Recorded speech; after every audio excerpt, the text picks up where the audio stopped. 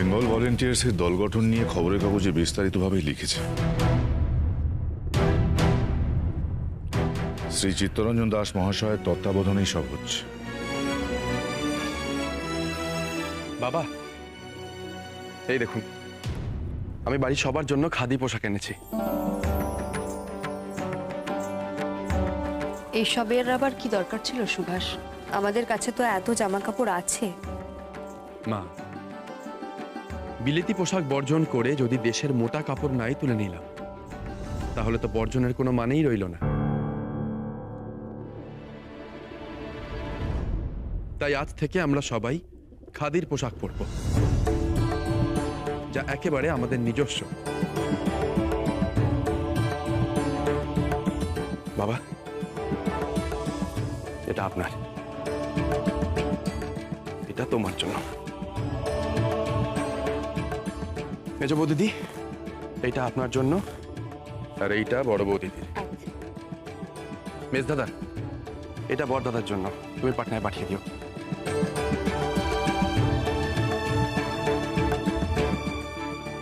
বলছি, তোমরা এসব পড়বে?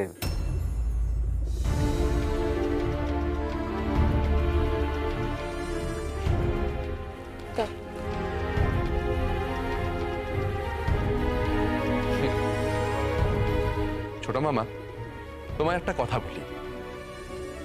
চিত্তরঞ্জন দাস মহাশয়ের নাম শুনেছ নিশ্চয়ই।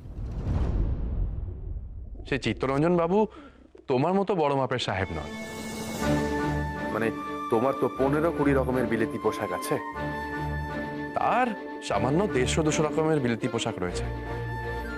তাও আবার যে সে জায়গা থেকে নয়, প্যারিস থেকে ধোলাই হয়ে আসতো, তবে তিনি পড়তেন।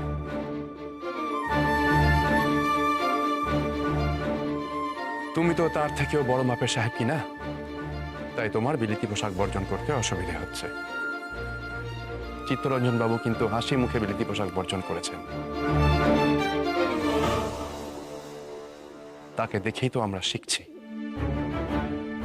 তাই আজ থেকে আমরা সবাই আমাদের দেশের খাদি পোশাক ব্যবহার করব।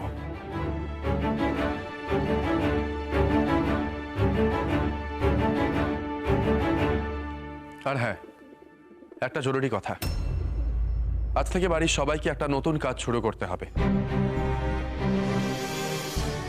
রোজ সব কাজ ছেড়ে 2-3 ঘন্টা অন্তত এই কাজের জন্য দিতে হবে। কি কাজ? কি ভাবছো? কি করবে তুমি? আমি মেজ দিদিকে বলবো আরো একবার ছোট দাদার সঙ্গে কথা বলতে। হ্যাঁ, না না, একদম না। আমি চাই না আমায় নিয়ে আর কেউ ভাবুক। আমি যদি কষ্টও পাই, সেটাও আমি নিজের মধ্যেই রাখতে চাই। এখানে এসব হবে না। যাও যাও, ফিরিয়ে নিয়ে যাও। কে কে বলেছে তোমাদের এখানে এসব আনতে? পিসি দিনবার গলা না?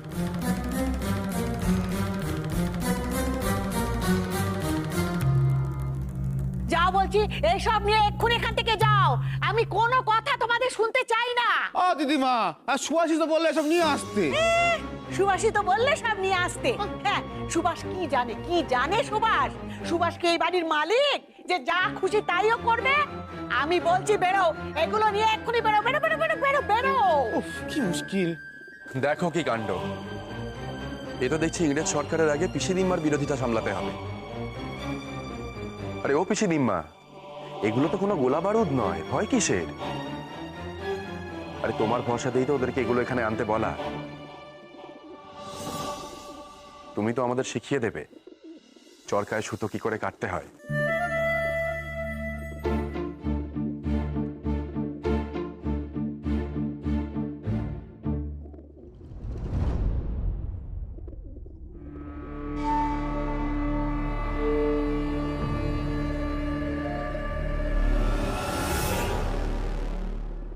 ও প্রভা, তুই তুই সুবিকে কিছু বলবি না?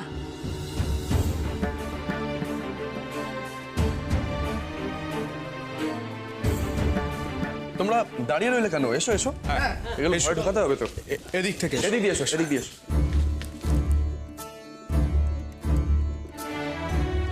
আস্তে আস্তে চলো।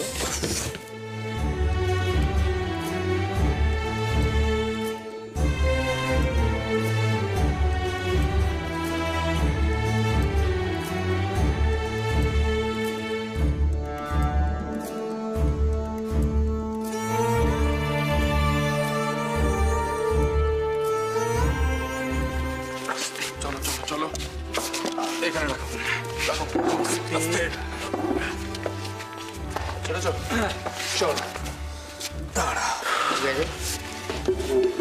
তোমরা বসো, আমি তোমাদের জল খাবারের ব্যবস্থা করছি। সুবি, আমাদের সকলের ইচ্ছে আছে খাদি উদ্যোগে সামিল হওয়া, কিন্তু ইচ্ছে থাকলে উপায় কি হবে? এখানে সকলে তো বেশ বিজ্ঞ সুতো কাটার ব্যাপারে, তাই বলছিলাম। যা বলেছো মেজ দাদা, বিশেষ করে গোপাল। কি হলো, হাত লাগাও। না থাক। সুভাষ, এই চরকা নিয়ে তো ভারী বিপদে পড়া গেল। আমাদের একজন ভালো মাস্টারমশাইয়ের বড় প্রয়োজন। হ্যাঁ, সুভাষ, তুমি কি কখনো কাউকে দেখেছো সুতো কাটতে? সেভাবে নয় গোপাল, তবে নতুন দাদার এক বন্ধুর মুখে শুনেছিলাম নতুন দাদার নাকি দারুণ সেলাইয়ের হাত। তাকে ডাকবো একবার। ছবি, কি বলছিস বলতো? ডাক্তারি সেলাই আর এই সেলাই অনেক আলাদা হয়। এই সেলাই তো তোর বৌদিদিরা পারবে। তোমরা তাহলে দায়িত্ব নাও। কি বলছো? আমরা সেলাই করতে জানি ঠিকই, কিন্তু চরকায় সুতো কাটতে তো জানি না। সেলাই করা আর চরকায় সুতো কাটা এক হলো নাকি? আরে কিন্তু কি ছবি, কি বুঝলি? এখানে সকলেই একই তিমিরে। আচ্ছা ছোট দাদা, এই জিনিসপত্রগুলো যে এনেছো, তা কে বলেছে যে এই জিনিসপত্রগুলো দিয়ে সুতো কাটা হয়? এগুলো তো আমাদের চিত্তরঞ্জন বাবু বলে দিয়েছেন সেজ বৌদিদি, কিন্তু এবার কি করব সেটাই তো বুঝতে পারছি না। এই তোমরা সরো তো, আমি সুতো কাটছি, তোমরা দেখো। আমরা সবাই জানি তুমি ছোটবেলা থেকে অনেক প্রতিভা সম্পন্ন, ঠিক আছে? তাই তুমি এখন তোমার এই বাহাদুরি দেখিয়ে কাজ নষ্ট করো না, তাতে অনেক জিনিসপত্র নষ্ট হবে। একবার চেষ্টা তো করে দেখি না। আরে তোমরা আমার উপর বিশ্বাস রাখো, দেখো আমি পারবো। আরে তোমরা আমার উপর বিশ্বাস রাখছো না? আরে আমি তো বলছি পারবো, তোমরা কি আশ্চর্য।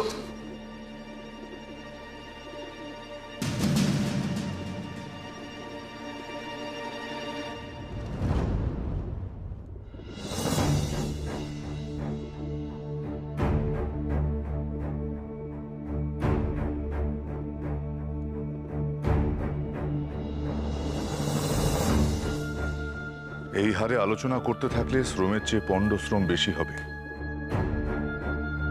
অত ভেবে কাজ নেই, লেগে পড়তে হবে। কি ব্যাপার সুভাষ, শরৎ? আমি তো ভেবেছিলাম অন্তত এতটুকু সুতো তোমাদের কাছ থেকে দেখতে পাবো এতক্ষণে। বাবা, আমরা কোথা থেকে শুরু করব বুঝতে পারছি না।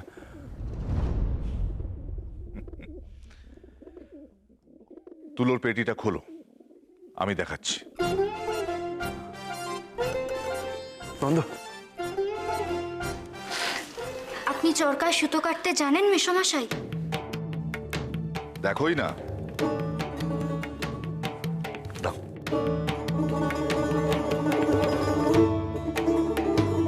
পানি, পানি যাও, গিয়ে মাকে ডেকে নিয়ে এসো। যাও যাও যাও।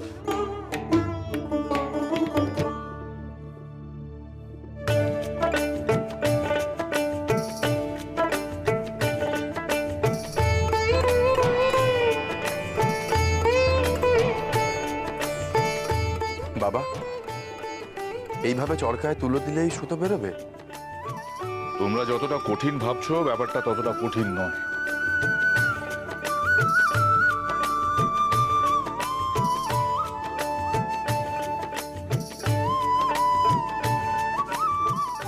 এইভাবেই তুলো জড়িয়ে জড়িয়ে সুতো বের হবে। দেখো দেখো।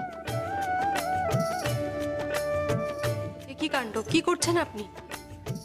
শুধু তুলো আর চরকা থাকলেই যে সুতো কাটার কাজ হয়ে যেত, তাহলে চিত্তরঞ্জন বাবু এই যন্ত্রপাতি, ধনুক এসব কিছু পাঠাতেন না। না মানে এইভাবেই তো সুতো তৈরি হয় বলেই আমার ধারণা। সুভাষ,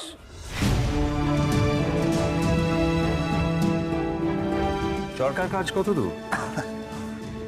আর কি বলবো, নমস্কার নমস্কার। এই বিষয়ে আমরা সবাই এতটাই পারদর্শী যে হতাশ হওয়া ছাড়া আপনার কাছে আর কোনো উপায় নেই। এত তাড়াতাড়ি হতাশ হতে নেই সুভাষ। আমি তোমাদের পদ্ধতিটা দেখিয়ে দিচ্ছি।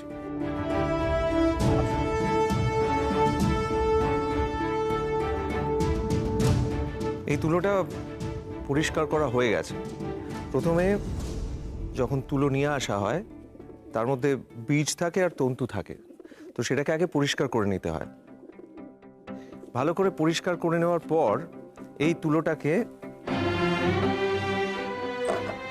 এই যন্ত্রের সাহায্যে ধুনতে হয়। তুলো ধুনা।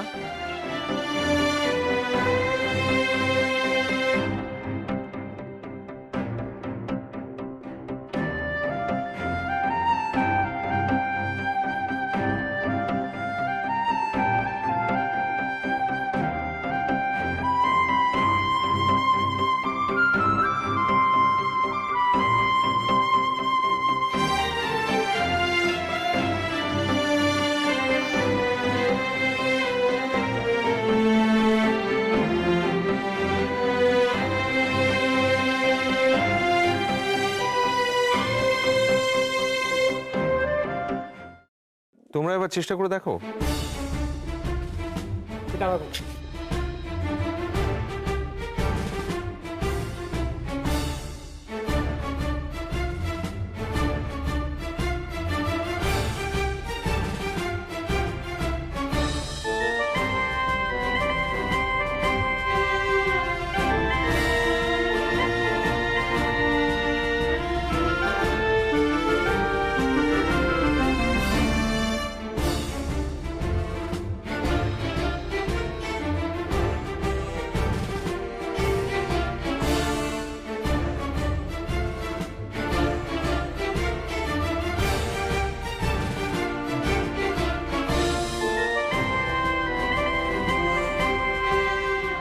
সুভাষ তুই?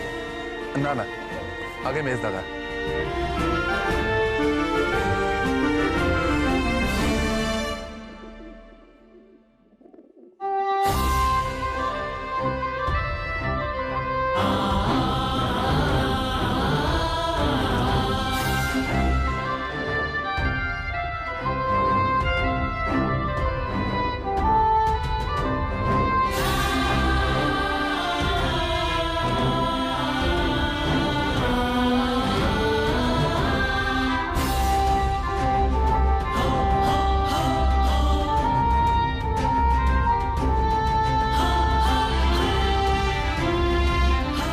মেজ বৌদিদি, এবার আপনি।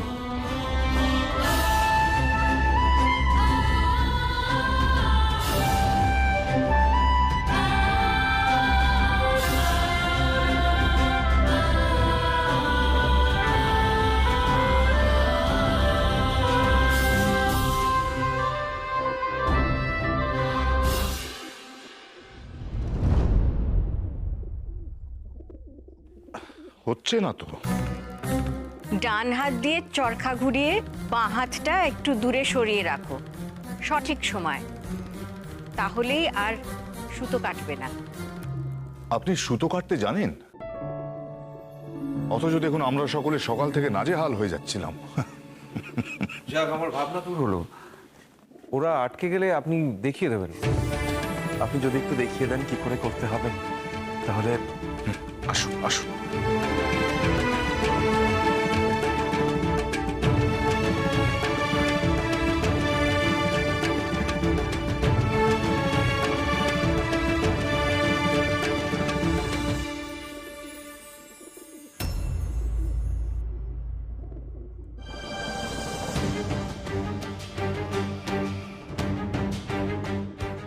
সর্বনাশ, বাবা আবার এখানে কিছু বলে না বসেন।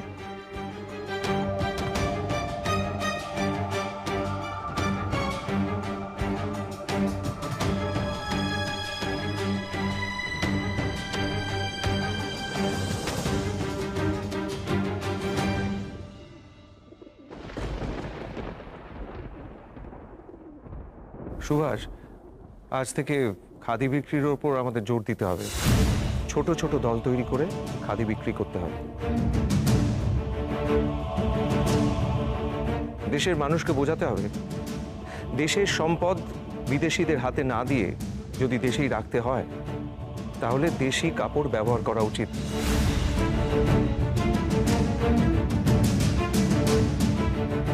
একদিকে বিদেশি দ্রব্য বর্জন করা, অন্যদিকে দেশি জিনিসকে আপন করে নেওয়া। তুমি দেখবে সুভাষ, ব্রিটিশ সরকারের সমস্ত হিসেব উল্টে পাল্টে যাবে আর আমাদের স্বাধীনতার পথ প্রশস্ত হবে।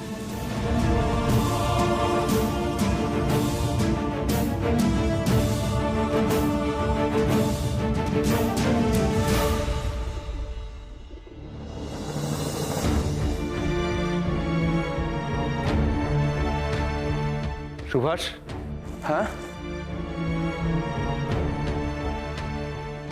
বসো।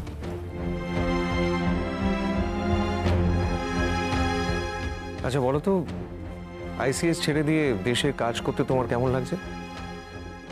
ওকে, ভীষণ ভালো। মানে কতটা ভালো সেটা বলে বোঝাবার জন্য আমার কাছে ভাষা নেই। তবে একটা কথা বুঝতে পারছি, মনে হচ্ছে এটাই আমার কাজ, আমি এটাই করতে চেয়েছিলাম। একটা কথা বলো সুভাষ, তোমার এই তাগিদটা জন্মালো কি করে?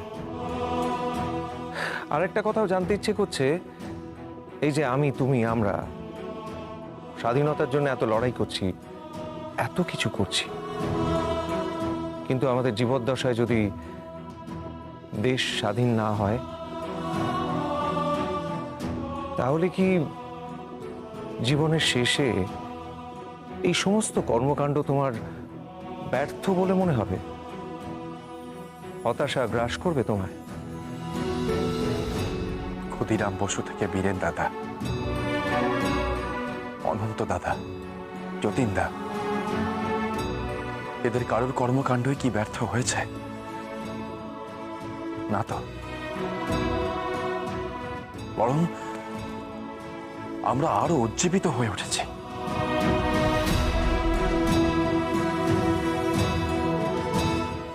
আমরা সবাই এই পৃথিবীতে এসেছি একটা বিশেষ উদ্দেশ্য সাধনের জন্য। পৃথিবী আলোকিত করার উদ্দেশ্যে যেমন আকাশে সূর্য ওঠে, বাতাসে সুগন্ধ ছড়িয়ে দেওয়ার জন্য যেমন ফুল ফোটে, তেমন আমরাও যৌবনের পূর্ণ আনন্দ নিয়ে, ভরা প্রাণ নিয়ে এই পৃথিবীর বুকে এসেছি একটা সত্য প্রতিষ্ঠা করতে। আশা, উৎসাহ সব ত্যাগ নিয়ে এসেছি শুধুমাত্র এই পৃথিবীটাকে মানুষ সহ সমস্ত প্রাণীর বাসযোগ্য করে তুলতে।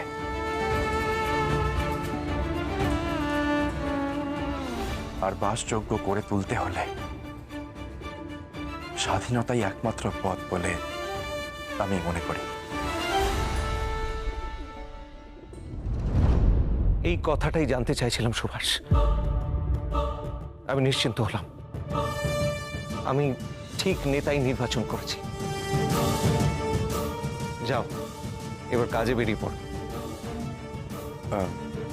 কিন্তু আপনি তো এত সহজে আমাদের বাড়ি থেকে যেতে পারবেন না। কেন সুভাষ? তোমার বাবা মশাই, তোমার মা জননী সব ব্যাপারটা জানেন, এক প্রকার মেনেও নিয়েছেন। তাহলে কেন সহজে বাড়ির থেকে বেরোনো যাবে না? না মানে, আমার বৌদিদের হাতের রান্না না খেয়ে আপনি তো এখান থেকে সহজে যেতে পারবেন না। ও কি গোপাল, ভুল বললাম কিছু? হ্যাঁ, বৌদিদের এই খাওয়ানোর অত্যাচার আমার খুব প্রিয়। বলো তো গোপাল, বললেই হলো আমরা অত্যাচার করি? বটে। তবে ছোট দাদা, কিচ্ছু করার নেই, এই অত্যাচার সহ্য করতেই হবে। যাই হোক, আমি খাওয়া দাওয়ার আয়োজন করছি, সকলে খেয়ে তারপরে যাবে, কেমন? না না না, আপনারা এত সুন্দর করে যখন বলছেন তখন আমার মনে হয় না কেউ এখানে আপত্তি জানাবে বলে। আমার আপত্তি নেই।